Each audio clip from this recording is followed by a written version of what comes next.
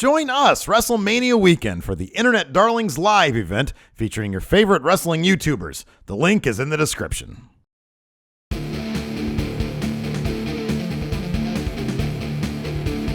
friendo, Steve here. And Larson. And welcome to Going in Raw Dirt Sheet, the only place you need to be going for your pro wrestling news right here at youtube.com/Steve and Larson. And make sure you hit that subscribe button because YouTube might be unsubscribing people again. Yes. Yeah, they do that. Anyway, sometimes. Yeah, we're also available wherever fine audio podcasts are available, including iTunes, where, again, hit that subscribe download button. It helps boost the show's profile there in the sports and rec category. Yes. And we're also available places like Podbean, Stitcher, Google Play, iHeartRadio, and pretty much any podcast app. Yes, but not Spotify. No. The road to Spotify. Dead end. It was a dead end. It was a dead end, absolutely. So, you know, we set out to have goals in life, and sometimes you can't achieve certain goals. We're also at patreon.com/Steve and Larson, where you guys can support the show, and in exchange, you get stuff like things. And access to live streams and other things. Yes, we're also at prowrestlingtees.com/goinginraw. There's a huge sale. Right now at Pro Wrestling Tees. Site-wide, 15% off using the promo code MANIA. Because of WrestleMania. Yes, the sale goes lasts till Monday at 12 p.m. Central Time. That's 1 p.m. Eastern, 10 a.m. Pacific. Yeah, absolutely. So go to prowrestlingtees.com/goinginraw. We have 5 fantastic designs right now at our store, maybe 6. The 6th one will hopefully show up in time. In Your Hoss has been submitted. As of us filming this on Wednesday, yes. As it has been submitted. So hopefully in the next couple days. Usually I think they say like 7 to 10 days, but usually they've been getting up.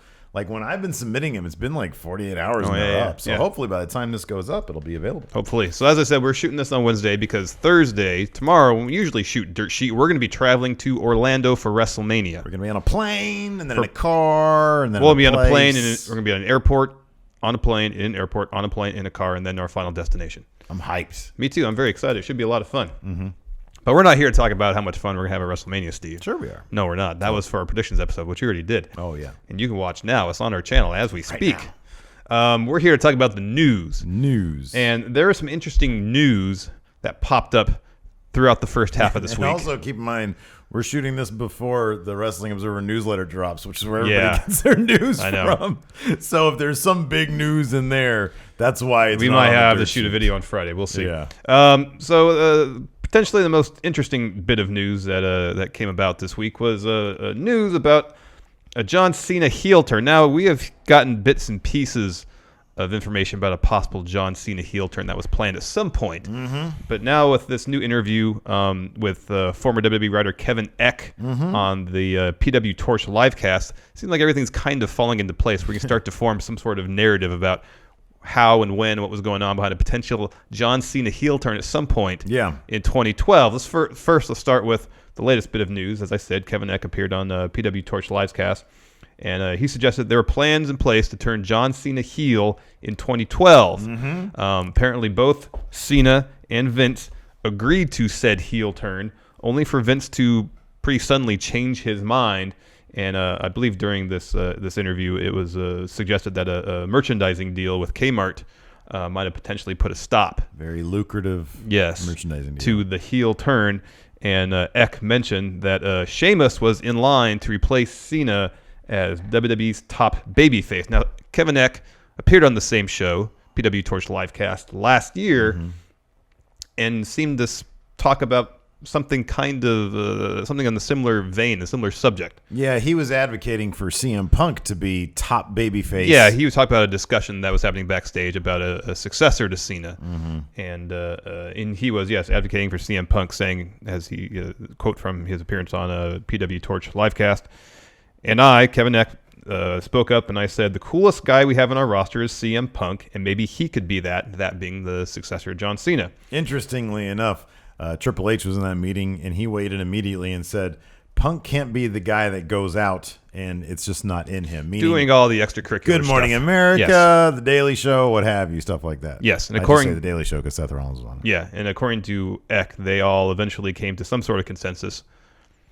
that the next top guy would be Sheamus. Yeah. We talked about this a little bit before. Yeah, I think we spoke about this bit of news, the older news from last year. Yeah. And then John Cena was on Chris Jericho's podcast, Talk Is Jericho, and when the topic of heel turn got brought up, do you know when this appearance took place? No, I do. Okay, we'll check. And this is what he had to say about it. He said it was discussed briefly with the program with The Rock. So if you match up 2012 program with The Rock, that's WrestleMania 28. Right. Said Cena. Quote again, I got new theme music, new gear made. It's not like I'm not ready for it. I'm just trying to do my job the best I can. If it happened, I thought it would be great. It would be great for me to be able to do that. But it is so rewarding for me to go out there and be inspirational. If they say it's time, I just hope that they have someone ready to replace my role in the show. And it was truly what's best for everybody. April of 2015. Okay, so year before, 2 years ago. Yeah. So I guess you can start to kind of put a timeline together, leading up to Cena's feud with The Rock, heading into WrestleMania 28. That was in 2012. Seems like either before Mania or after, there was plans to turn Cena heel. At WrestleMania 28, Sheamus beat Daniel Bryan for the World Heavyweight title, and a match that lasted 18 seconds. Yeah. So it seemed like maybe that was the year also that Sheamus won the Royal Rumble. So it seemed like maybe this story of John Cena turning heel at some point in 2012, like all the little pieces are starting to fit together. We get a larger view of what might have been happening backstage. Yeah. So and Cena says here it was discussed briefly, but they got as far as creating new theme music and new ring gear. I wonder if John Cena had a demo track laying around that he did on his own. A B-side from his album. Said, well, the quote is, it was discussed briefly with the program. got new theme music, got new gear made. So I wonder if he took the initiative and made music on his own. They talked about it. He went home and said, I'm inspired. Let me get on GarageBand. And he started dropping beats. Yeah. And then he came up with some verses. new lyrics. Yeah, some new lyrics. Exactly. So, yeah, it does seem like you matching up the shit with Sheamus and Daniel Bryan and all that kind of stuff does sort of match up with this. Kind of interesting. I like that they didn't... I kind of like they didn't pull a trigger on it. I mean, Cena is Cena. I don't know. I guess it would have been interesting to see. Yeah, if he went full on heel, it still would be interesting to see. Yeah. I mean, he gets a huge reaction from the crowd, and you can kind of compare it to Roman Reigns in that there's, a good portion of the audience that boos him, yet still some cheer. Yeah. But I think the motivation, by and large, behind the boos is completely different. Well, let me ask you this, though. Do you think that it's too late for John Cena to be heel? No. Well, I kind of do. Because he's got 1 foot in, 1 foot out. And I do believe that it could be the Hollywood Rock thing. Yeah, I know. But at a certain point, people are just going to cheer him because he's back. You know what I mean? He's gone for 3 months. He comes back. People are going to start cheering. It's going to be really difficult for him to just be like heel guy. I think he could be out for a year and a half, and he'd come back and get the same reaction he does now. Oh, I don't know. I don't know about that. I don't think anybody's going to be booing him at that point. Yeah. No, are you serious? No way. It's so... Absence makes the heart grow fonder, to an extent, man. but the reaction he gets is so ingrained, I think, in the WWE universe. Part of going to a show is the fun of singing John Cena sucks. I don't know, man. I don't know. It is. I think for you it is. For me it is. I think that's a different reaction than the boos that he gets. I don't know. I think the boos that he gets is straight up because people are tired of him being shoved down our throats. But these days, the boo there's like less boo. He's easy. It's easier for him to turn the people for him because he's not around that much. He's not around that often. You already see the people kind of wanting to cheer him in the first place. When he was burying the Nexus, when he was thick, straight up John Cena, he was getting booed. Yeah. Because people were tired of John Cena always burying people. Yeah. When that goes away for months at a time and then he comes back, people know that he's not going to be hogging the spotlight with that world title. He'll come back and the knee-jerk reaction will be, oh, this is what I'm used to doing when Cena's on in the ring. I'm going to boo. And then, yeah, he might win him over eventually. Yeah, I don't know, man. I think, I mean, we just have a difference of opinion there because I think that the more he's gone, the more difficult it would be for him. But I think also since we're so far removed from him bearing the Nexus and bearing younger talents, and yeah, he's on TV a lot, and yeah, he still wins matches that he maybe shouldn't win, in terms of grander story or pushing or in advancing other people's storylines. But I really feel like that a lot of people just go to the show to boo Cena just to boo Cena. It's not because I'm sick of him now. It's just the reaction he gets. Not to say that some people probably are legitimately sick of Cena being on their TV all the time and him winning matches all the time. I think a portion of it. I think there's a portion of people are like us. There's a part of it now where it's Pavlovian. I agree. Yes. Where he comes out and you automatically start booing the theme song. I just think that if he was gone for 18 months, I think that effect would have worn off. Like you get 18 months with no John bottling Cena. that up for a year and a half. I don't think so. You'll hear thousands of people singing John Cena sucks at the top of their lungs. Oh, I don't know, man. I don't know. I mean, if that happens, it's not going to be. If that happens, if they start singing John Cena sucks, it's going to be reverentially like the way they do with Kurt Angle. When he was a face and they were chanting "You suck," they were singing "You suck." Well, so I'm saying that's the capacity how we do it. It's the same thing as singing Kurt Angle. Yeah, but when they were booing him, it was no. I know that's what I'm talking about. I'm talking about now. I think there's a good portion of the audience that does it similarly to the Kurt Angle. Yeah, not necessarily in a reverential manner. Yeah, but just like, okay, this is part of the show. I'm gonna go and take part in this because it's fun. But also the second part of me asking, do you think he could go full heel now? Is the idea that Triple H suggested about Roman Reigns. Yes. In that we're just getting these characters and you guys can figure out for yourself whether or not it's heel or face. That seems to be the direction they went with Cena because people will boo him, people will cheer him. He will just get the reaction that he's going to get, and he's going to continue to be John Cena. He does heelish things. Like, we're always on the lookout for John Cena doing heelish things here and there. Yeah. And I just don't know. I wonder if the WWE...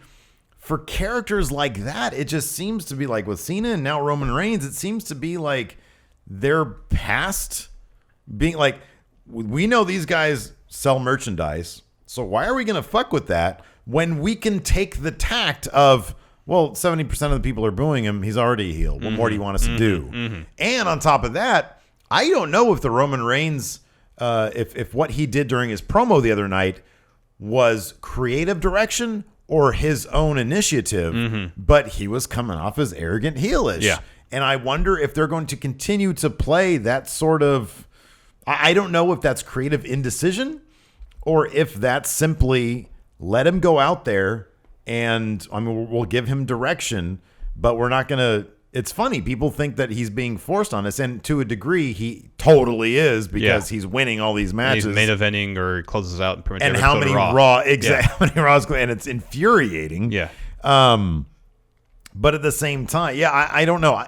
It would be fascinating to understand if this is a creative tug of war backstage, or if any of it or all of it is predetermined, and that would seem to be the question back in 2012 with Cena. Here, it could going back to Reigns, specifically related to his feud with the Undertaker. I remember back last summer when Bayley and Asuka were fighting for the NXT Women's title, and for the lead up to that match, Asuka started being a little more heelish. As soon as that match was over, they shook hands. Asuka was back to being Asuka. They could just be kind of amplifying Reigns' arrogance for this feud, knowing that there's no way they're going to get him over as a face for this feud. And then once that's done, he'll go right back to being Roman circa 3 weeks ago. I'm not looking forward to that match, but I am really looking forward to what they do with Reigns afterwards. Well, it could be interesting. I'm talking about immediately afterwards during the celebration. Yeah. Because the boos are going to be raining down. Kind of interested to know how he's going to react to them. I know. Because they're prepping him for that, and there's going to be direction for him. You would think so. As to what to do. Yeah. There has to be. I mean, he seemed to relish the boos on Raw. He seemed to not be bothered by them at all. I wonder if even at this point with John Cena, if a heel turn could in any way be authentic. I mean, would anybody buy it? I mean, it'd be a lot of fun to see what he could do with a heel character. Yeah. But at this point, it's like, man, he debuted in 2002. I think the problem would be is everybody that boos him now would embrace him. Yeah, I know. That would be the problem. I know. Yeah. And so he'd probably... all the little kids would be crying, and all of us jerks would be like, this is awesome. I know. And then he'd probably get... He'd be the ultimate face. He would get the opposite fan reaction. Yeah. He'd be the ultimate face. That's crazy. Yeah. Also in the news. So apparently... they're keeping The Rock and Vin Diesel. Wasn't this supposed supposed to be. Didn't they? Wasn't there speculation when this was first reported? Oh, that that's going to lead to. That's going to lead to a match at WrestleMania. I know. Yeah. Okay. So back when they were filming the fate of the Furious, of the Furious, and this happened. Fast and Furious 8. News of these problems between The Rock and Vin started popping up in August last year when TMZ reported that The Rock, he took to social media, I think Instagram or Facebook or something, and started airing grievances about some of his male co-stars. This wasn't during Festivus season in December? Yeah, December 23rd. Grievances. I got a lot of problem with you, Vin Diesel. I know. And he referred to one of his male co-stars as a candy ass. Oh. Ooh. It said something along the lines of, if it looks like certain scenes, my blood is boiling, you're right. Yeah. Like it was a shoot. Yeah. And apparently after that social media post, The Rock and Vin Diesel met on set, tried to work things out, but apparently that hasn't worked because today, I believe, Wednesday, the Hollywood Reporter is reporting that The Rock and Vin Diesel aren't getting along still, and they're being kept apart during the press tour for The Fate of the Furious. And according to Hollywood Reporter's report, quote, that sequestering will be most obvious today when Universal brings footage of the film to CinemaCon in Vegas, where Diesel, Charlize Theron, and the rest of the cast will be on hand to promote the 8th installment of the $4 billion franchise. That is minus Johnson. No Rock.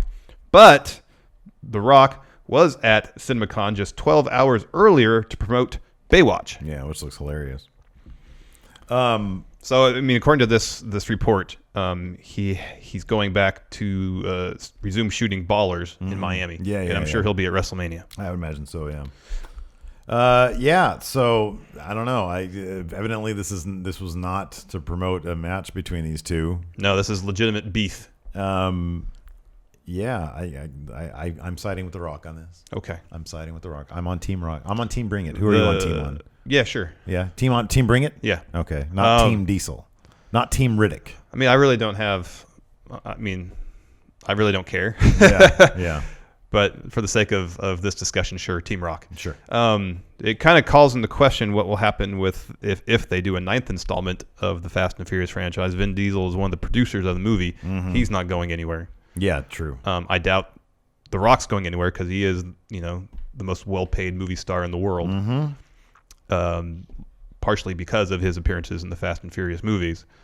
So at some point, it seems like either everybody has to get comfortable with a lot of tension on set all the time, or they got to work things out. Yeah. Well, maybe they can just schedule. They have plenty of money in their budget. Do you really need that many two shots of The Rock and Vin Diesel? Not really. Just get a couple of lookalikes. I mean, there's been plenty of movies that have been made where people on set just did not get along. Yeah. Like I've heard stories of directors communicating with actors like via their agents, stuff like that. What if you, film, the plot of the movie, that's the story. Just don't have any scenes together. Right, exactly. Yeah. Like you can have an A plot and a B plot. Yeah. They can go, they can go, or 1A and 1B. And they can go parallel to each other. Yeah, look at Game of Thrones. Yeah. Most of the cast members of Game of Thrones never meet each other. And at the end, for the final climactic action scene, those threads can converge, and maybe there's some all CG passing, like interaction, but that's it. You can shoot it in single shots, and they don't have to interact at all. I'm just saying, I think it's confirmed that Vin Diesel is in fact a candy ass. If The Rock calls you a candy ass, you're a candy ass. I mean, come on, he's a $65 million man. Everybody loves The Rock.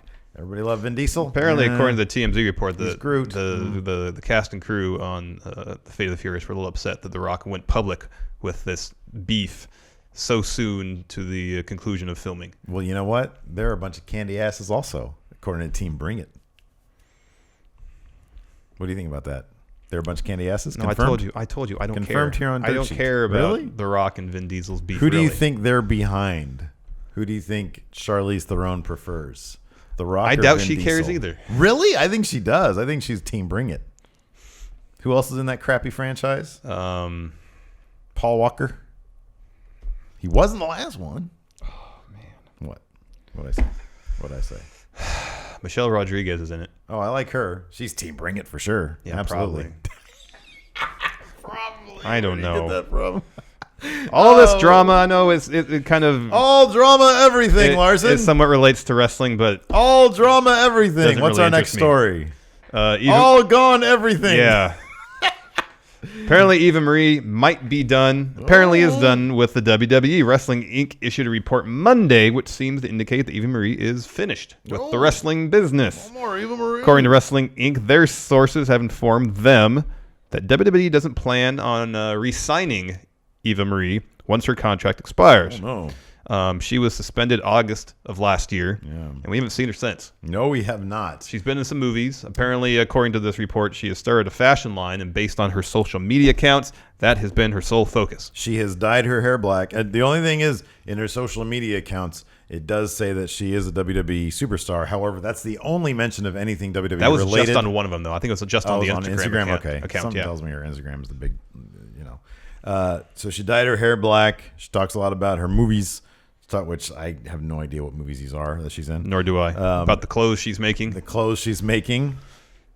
So, I mean, this is kind of a bummer because we got a small glimpse into some sort of angle they were oh, doing and it with was her. great. And it was fantastic. It had that voiceover guy, all read everything, and then she would like try to finagle her way out of matches. And she was successful up until she got suspended. And they only did it like 2 or 3 times. And then she got suspended. But still, it was like, okay, this is kind of cool. I wonder what they're going to do when she gets back. And then she just never came back. Never came back. She's never coming back, apparently. Yeah, she's never coming back.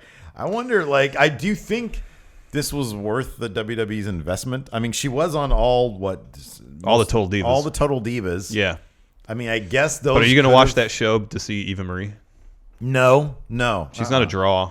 She got a lot of heat in NXT from the crowd there. Yeah. I mean, and to her credit, it seemed like she put in effort to improve her wrestling abilities.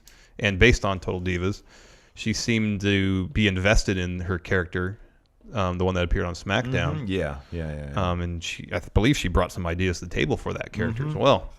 But it just seemed like early on when they brought her on, seemingly primarily to be in Total Divas, it was just a mismatch. Yeah. It wasn't going to work out. Yeah. Well, when did she? What was it? 2013. Something like that. Yeah, that sounds right. Yeah, so that was sort of pre-women's revolution. So she's kind of, already a relic of the past anyways, because it's not exactly what they want.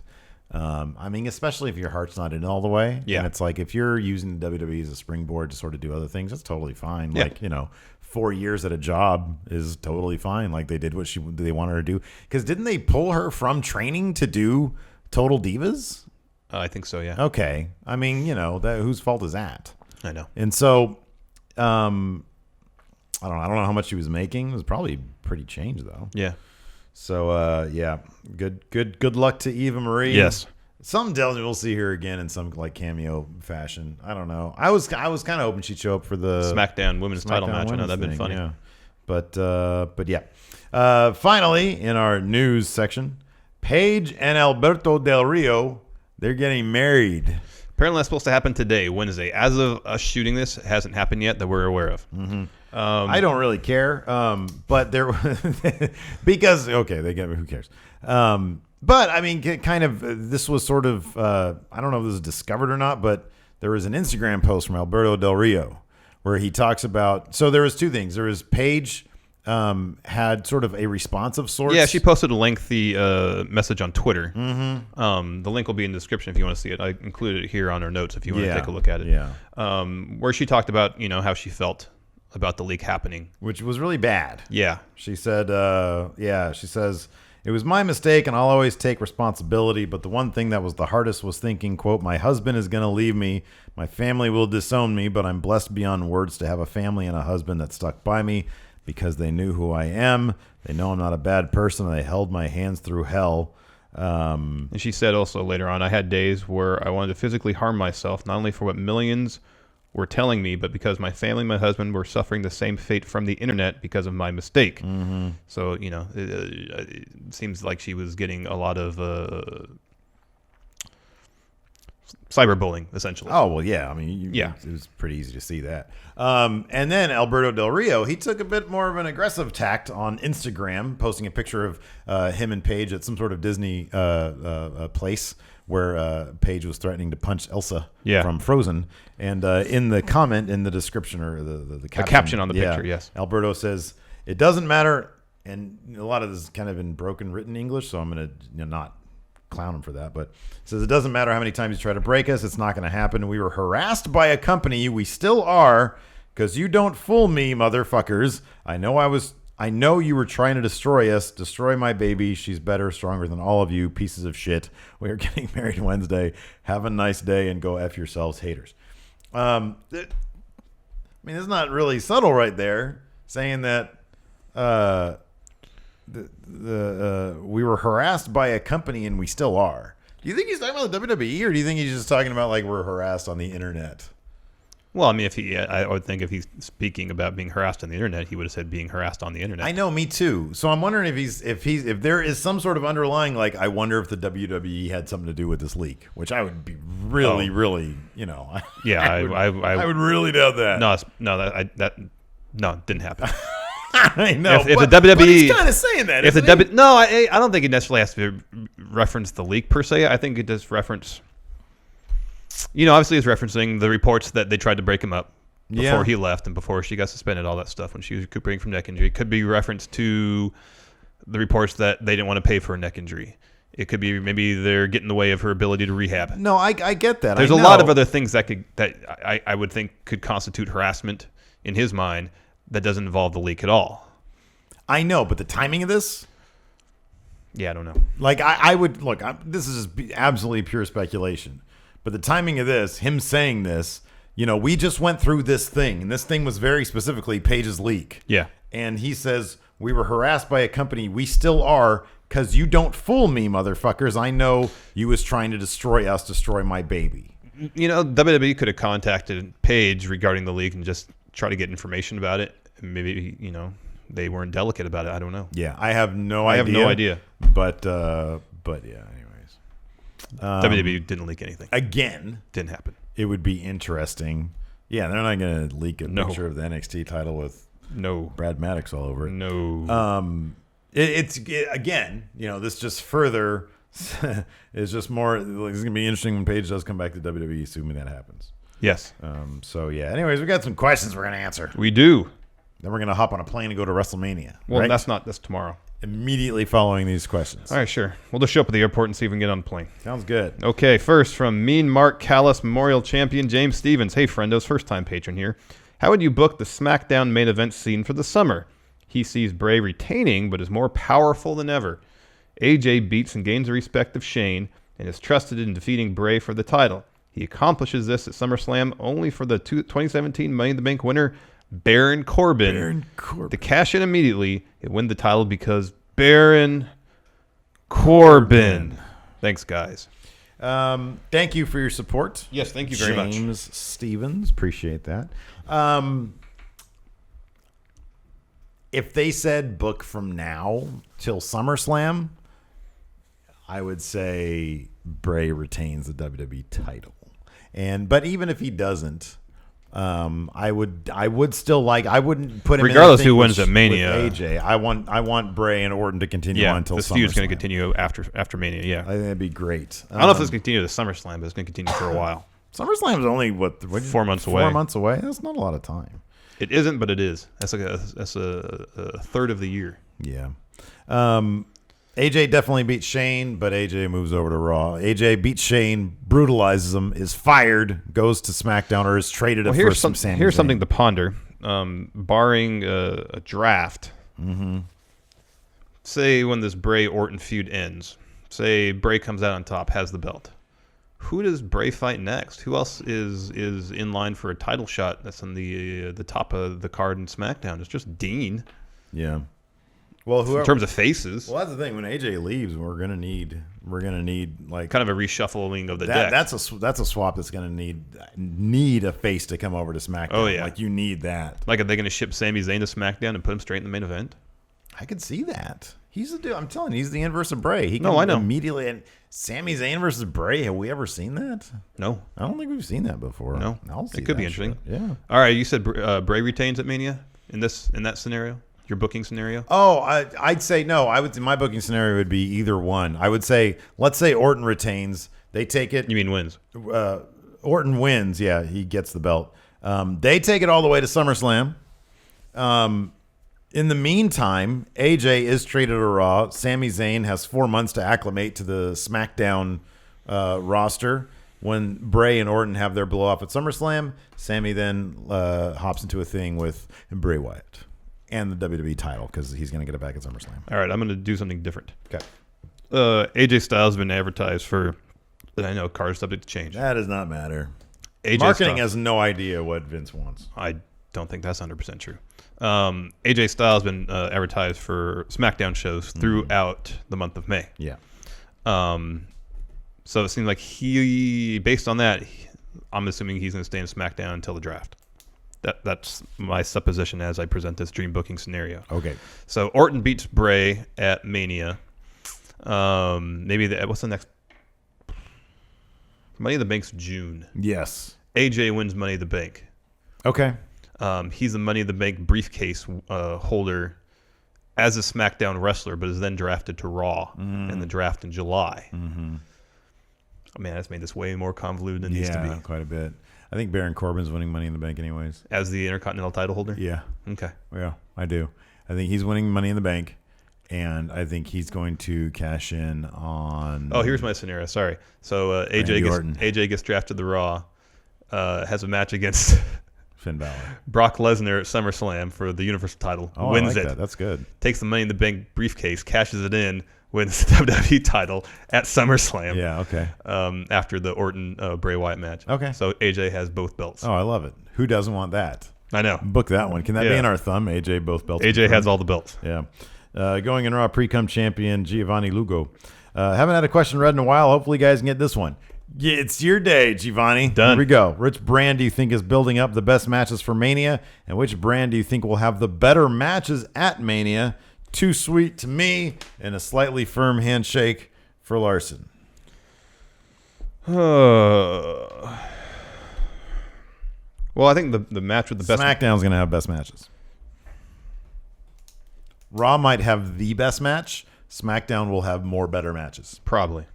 Because the match with the best build has been Owens and Jericho. And I think that'll be the best match. Yeah, I think it will be too. But then you have Dean. I think Ambrose, Baron Corbin's going to be a fun match. Orton Bray's going to be interesting. Regardless, hopefully. It's going to be a good match. Yeah. I mean, and then AJ Shane could be a high spot. Otherwise, you have Goldberg Lesnar in 5 minutes. You've got Roman Reigns Taker. Terrible. Yeah. You've got the Raw tag title match could be good. And the women's match will probably be good. The tag title could be okay. The women's match could be good. Cena Miz is going to be fun. Yeah. That's going to be a fun match. Yeah, so SmackDown will have the better got a better lineup, yeah. Raw had the better build-up for at least one match. Mm-hmm. The bastard son of Ulysses. Do you guys think that the WWE is in a low point of performance and entertainment? And if so or not, why? Bastard son of Ulysses says, I think it's in a low point because of management's mishaps like letting CM Punk go. Well, you could say in that sense... Look, I mean, if that's the rationale, then you could say they're at a low point in terms of their managerial strategy. I don't know, man. I think that's the case. They had Yokozuna fight both Lex Luger and Bret Hart at WrestleMania 10. It's a terrible booking decision. Yeah, exactly. In terms of, I don't think wrestling in WWE's ever been better now from an in-ring standpoint. Oh, I agree completely. The quality of the matches, match to match, has never been better. Go back and watch old wrestling. Watch wrestling from anywhere between 1991 and 1996. And the crappiest match on any Raw is usually better than like the better matches. It's so bad. Unless Shawn Michaels is in the match, odds are it's going to be pretty lousy. I know. Or Razor Ramon, Scott Hall. I know. He put on some decent matches. Oh, for sure. Yeah, I mean, he had like X-Pac back. He had like the 1, 2, 3 kid. Yeah. They were good performers back then, but man, they were so few and far between. I know. There were not a lot of them. Now, pretty much... Sting always put on good matches. Yeah. Most mid-card and upper mid-card guys are pretty good wrestlers. I know, yeah. Especially now that they're bringing in guys like Sami Zayn and Kevin Owens, and you know they're bringing the wrestlers in from a pool of just amazing talent. I know. So you're gonna have, in terms of entertainment, that's completely subjective, I guess. You know, some people just prefer kind of the Attitude Era shock factor, and there were some interesting storylines that came out of the Attitude Era, but there's also a lot of garbage. Yeah, no, I agree, but I think, I mean, you're absolutely right. It's subjective. It's, you know, if you like slow hoss battles, then yeah, go back to the early 1980s. Yeah, I know. Go back to WCCW. But in terms of like production value, entertainment production value, it has never been matched. And wrestling is far less cheesy than it used to be. We were just watching the intro video to WrestleMania 10. It's all cheese. I watched the one for WrestleMania 6, and it's like it opens up on like constellations, and then like a couple of the constellations form into Hogan and Warrior. And you hear Vince say, "It's the ultimate challenge." Oh, yeah. 2 Warriors, ultimate challenge. Yeah, he liked to scream when the intro was WrestleMania back then. In terms of It's in your house tournament. I think by and large, I touched on the managerial strategy in relation to his CM Punk example, and set that aside. The way they're going about running the company, I think for the most part, has been sound. They have adopted streaming; that's their primary platform now. Mm-hmm. I mean, TV is still where they make the money, but they distribute far more content on their proprietary platform. You could argue they're future-proofed because of the streaming stuff. Yeah. I mean, NXT is a viable third brand that's bringing fresh talent into the company and up to the main roster. They're looking. They're not just developing their own guys. They're looking for talent elsewhere. Yeah, they're looking for promotions elsewhere. Yeah, I don't know, man. I'd say that it's.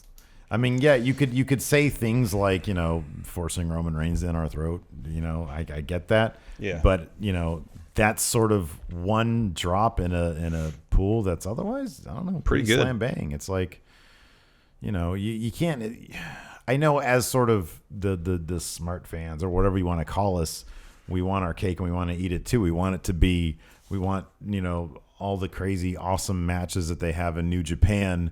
But add that to the entertainment value of Raw. We want Kevin Owens to hold the Universal title. We want AJ to hold both titles. Yeah. That's the stuff that we want. But, there has to be something that appeals to everybody. And we're not casual fans, and there's a lot of casual fans out there they have to appeal to. Yes. So I don't know. I think their strategy of trying to offer up something for everybody, I think it's kind of effective. I think it's kind of working because there is something for everything. Yeah, and this brings us to our next question. The Indomitable WGIYV. Hey guys, first question here. Thank you very much. The good gents over at What Culture posted a video recently about how WrestleMania 33 isn't for hardcore wrestling fans, but is pushed toward the casual viewer. Mm-hmm. I, for one, think this has been the case for a number of years. A lot of people I know will watch WrestleMania in a year of will only watch WrestleMania in a year of WWE programming. Do you agree with that statement? I also think this year's Mania is built to draw those casual fans in and then hold their attention with some excellent wrestling and storytelling. Brings up Y2J versus Owens.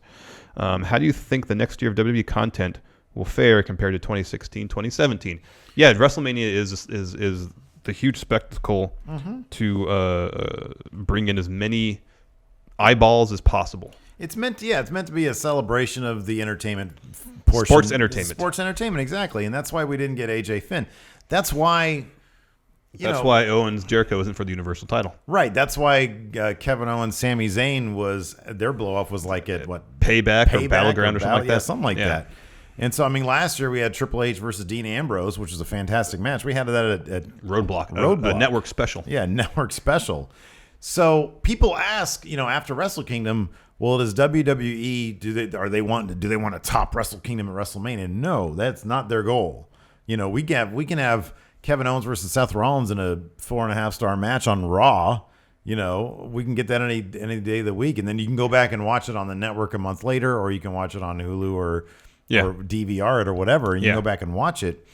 So I don't really think or you have Sami Zayn versus Shinsuke Nakamura last year. That was a hell of a match at TakeOver. Yeah.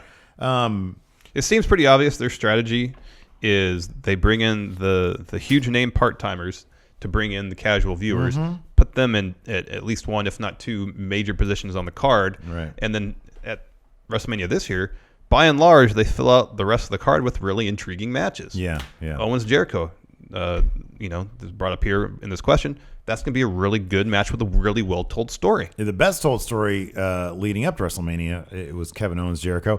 And on top of that, they got a plum spot on the go-home episode of Raw. So we know that they care about that shit. They give a shit about that because they know that we give a shit about that. Yes. And we're the ones putting in money every single week or every single month. And so they have to walk a line, but I don't think that they're... I think they are trying to offer something for the hardcore wrestling fans. I mean, if you want to look at a perfect kind of bless you, Thank you. A synthesis of this, you have Shane, who at least the WWE views as A big draw. A big draw, at least amongst casual viewers. And you have AJ, who was beloved by the smart marks like us. Yeah. And they put those two guys in one match because they think Shane's a draw. Yeah. Maybe he is. I don't know. Yeah. I mean, like I bring this up on a Can Out this weekend that I think at times we might underestimate the appeal of Randy Orton to fans. Yeah. But I mean, it's funny that we do that because when you see the pop he gets when he comes out, I know. Regardless of what he does. Exactly. We're getting a little bit of shit in the comments for like taking kayfabe too seriously. Like when we were talking about, man, this guy burned down a guy's house. It's like, guys, I know that it's not real. Yeah, well, I mean, he really burnt down a structure, but yeah, I know. We're talking about. I'm sure they got the proper permits to set that structure on fire. These are stories that were this is fiction that we're critiquing. Yes, it's no different than us critiquing a movie if we had a movie review show. or a book if we had a book club podcast. We don't actually think this shit is real. Or a TV podcast. Yeah, exactly. Maybe we should start a book club podcast. I don't. Unless they're like wrestling books. I don't read them. Okay. I don't have time. No, honestly. No, I don't have time to read it all. Reading is something that I really want to do more too. of. And we go to Barnes and Noble quite a bit. Yeah. I get books because they look great. You don't read them. And I don't read them. I have like a here. bookshelf full of books. Same here. Let's see here. Watching wrestlers' eyes as the ref counts champion, Michael Berry. New patron here. Thank you very much. Michael Berry.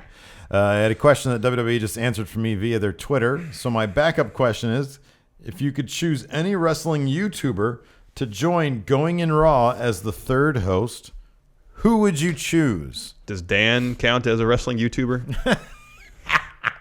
I think when he's on our channel, he does. Then Let's take Dan out of the equation. Darn. Take Dan out of the equation. He's too busy. He's doing too many things. But if he did our show all the time, then he would just be full-time Going in Raw. He wouldn't have all the other things. Probably take a big pay hit. Yeah, he probably would. Another wrestling YouTube. The problem is there's so few and far between. I mean, there's just not a lot of. That's one thing. Like why our channel. Here's some advice if you want to do YouTube. Okay, find a niche that isn't oversaturated. Yeah, so don't do gaming essentially. Don't do gaming. And honestly, don't do geek genre. Yeah, like don't do that stuff. Wrestling wasn't like, there's Wrestling with Regret. There's What Culture. Obviously, there's those guys, a couple others out there. But like, it's not a saturated market at all. So we were able to sneak in here, and then people were like, "Oh, cool! Look at this." Yeah, I mean, we had the advantage of being on Machinima beforehand. Yeah, too. So we had a built-in thing. We had some brand. But I wonder also some of that. I mean, little. There's an argument to be made. Obviously, I would rather have had that than starting from scratch. Yes. But, YouTube really likes new channels these days, and although we started doing wrestling full time, our channel was far from new. I know. That's exactly like I'm saying that it might have been more beneficial to start from scratch. Oh, yeah. Could have been. But I wouldn't have wanted. So anyways. We took a long-winded route to not answering his question. Oh, yeah. No, for me, it's Cannon Grant. Oh, okay. Yeah. He's not a wrestling YouTuber, but he's our he's our unofficial third host. He's our unofficial third host. I know. Pretty much. One day we'll ship him out here to Sacramento. Yes. Sit right here between us. Hey guys, how's it going? The advocate for the Haas Gravity Forgot, Flyboy Allen, Thayer Thabata. A great name. I know. First-time patron here. Thank you very much. I know that Larson loves Mass Effect, so in honor of Andromeda releasing last week, my question is this. The government has tasked you two with going to the Andromeda Galaxy to create a new home for mankind. They task me. They've given you a new ship called the SSV Oni Larkin with its pilot, Oni Larkin. I like that he named the How did the pilot get the ship named after him? He's the pilot. He's that esteemed of a pilot. I guess so. You must choose a squad to take with you made up of three male WWE wrestlers, 3 female WWE wrestlers, and 1 non-WWE wrestler as your second in command. Who do you choose and why? So Oni Larkin is pilot. Yeah. So I guess we're part of the diplomatic team. Mm-hmm. Okay. Sure. Yeah. All right. So who's our second in command? Non-WWE wrestler second in command. Yano. All right. I can't beat that. Can't beat Yano. 3 male WWE wrestlers. Bobby Roode. Okay. Bobby Roode. Shinsuke. Shinsuke? Really? And Triple H. Oh, I was going to say Triple H. I don't know why we both said Triple H. 3 female wrestlers. Asuka. Yeah. going to say Asuka. I'm going to say Kiki James. Naomi. And Naomi. That's good. It's good. And Yano is their second in command. Yano, why are shields not up? Finally, from Andrew Trent. Oh, by the way, guys, I'm sorry. No video questions this week because of our truncated schedule. Yeah. We'll get back to the normal stuff next week. Yes, yeah. our apologies. Andrew Trent, is Bray super powerful or hopeless going into WrestleMania? There have been so many jump cuts and worms, I've lost track. I know. It really does feel like it has to be one or the other. I know. I think, okay, so the gist I got, the story I got from that SmackDown ending was that Randy Orton took his powers away. Again. And leveled the playing field. Again, but based on his match with Luke Harper, it didn't look like Bray Wyatt had any powers whatsoever. Apart from like staring at Luke Harper. Well, he had the power of hypnosis, so I think he still had he's power. Already had that. But Bray Wyatt said he was imbued with the powers of Satan. No, that should be some next level shit, Steve. No, dude. Look, I'm telling you. Like, why? Okay, so he attacked Randy Orton with his crucifix. Well, there's no. Wait, Bray did? There was no attack. No, I'm sorry. No. Last week. I'm going back last week. Bray, when he attacked Orton with the crucifix. He didn't attack him. He just touched him on the shoulders with it and put it in his groin area. If you have a bunch of men holding somebody down, that's kind of an attack. Yeah, but you said attacked him with the crucifix. He never attacked him with the crucifix. Yeah, it seemed violating. Well, if I go like this to your junk, well, you think you're not being attacked? He just rested it against his lower abdomen. He accosted Randy Orton. Kidnapped him. And then he didn't kidnap him. More or less. When he grabbed somebody and hold them for a period of time. That's exactly what was happening during that segment. It wasn't a period of time. It was one segment. He accosted him with an army of King Llamas. Yes. And touched his groinal area. Well, shoulders then, yes. With a crucifix. Yes. Which I don't even know if that's a real word because I looked it up and I know. I tried looking up again last night. I can't find anything. Can't find it. Maybe they made it up. Anyways, so at that point, why didn't Bray come to the ring to fight Luke Harper with an army of King Llamas? And superpowers. Or at least a crucifix. He made a huge point about saying that Sister Abigail has imbued him with special powers. Yeah. That he is more powerful than ever, and yet he gets his ass handed to him by Luke Harper for 75% of that match. It doesn't make a lick of sense, unless the whole thing about Sister Abigail giving him powers was just bullshit. I think it's all bullshit. What if? Here's the thing, though. In which case, why would you accept the match before WrestleMania? I got it. I know what happened. What? I know what happened. This makes total sense. Okay. Whenever you say that, it's crap. Foolproof logic. No, this actually does kind of make sense. Okay. Randy Orton showed up on the Titantron in a very heavily edited package last night. Yes. Okay? Very much so. Overly edited. Right. So it couldn't have been live. No. Right. So he shot it beforehand.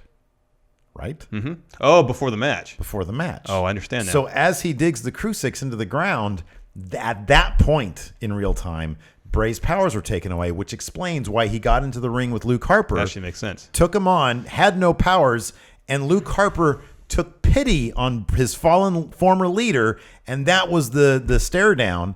And then he got suckered by this Sister Abigail. If that were the thing, I would have hoped that Bray would have sold that a little bit. Sold what a little bit? Him not having powers during the match. Oh yeah, it was subtle. What? He got his ass handed to him. No, but I mean, in terms of his acting, I think he was going like this. No, I don't want like Nan trying to shoot lasers out of his eyes. That's not what I'm expecting. But just like he tries to do something, it doesn't have the impact he thought, and he just takes a beat and then continues on with the match. Well, maybe it was like earlier in the day when he filmed that, or like the night previous, and that's when he sold him discovering that he didn't have powers. He like goes to take the garbage out, and he thinks that he could just like he's got a lot of stuff in there, and he like thinks he could just. Well, I think he can just teleport from his kitchen to his garbage can outside. He's just holding his garbage bag, and he's like. He's standing there in the kitchen for like 10 minutes, not teleporting. He realizes he has to actually walk it outside. Exactly. It could be. Yeah. That's actually a decent explanation. I'm sure that's not what it is, but we have to make these things up, man. I know. They're not giving us anything to work with. Nothing. So we have to put the pieces together ourselves. It's like a Fincher movie, man. It's like Zodiac. No, that's pretty self-explanatory. Yeah, it is. You telling me they don't have Telefax in Vallejo? Shut up and give me your keys. It's not even the line. Not even the line. What is it? I want your. I want your keys. I want your wallet and your keys. Yeah, I want your wallet and your keys. Yeah, exactly. Whenever we think a line from the movie is really good and it catches on with us, A, it's never the line. I know. B, what we think it is usually better than what is in the movie. I like when he tells Zodiac, man, that thing is not even loaded, is it? And then he shows him the bullets. Yeah. He goes, Anyways, that's it for Dirt Sheet. Yeah. We'll see you guys in Orlando. Yeah, we haven't scheduled a meetup yet, have we? It'll be before Mania on Sunday around the Citrus Bowl, Camping World Stadium. Details to come. Yeah, and if you see us just roaming around, say hi. Give me We're going to be at NXT. We're going to be at the Progress Show Friday at noon. Yeah. We'll be at WCPW for a bit. We'll be all over the place. I kind of like just randomly running into people as opposed to meetups. But meetups are nice. We actually get a chance to talk to people. Yeah, absolutely. For a little bit. So yeah, just keep an eye on our Twitter. Because whatever we do will be on there letting people know what we're doing. Yeah. So anyways, until next time, we'll talk to you guys later. Bye.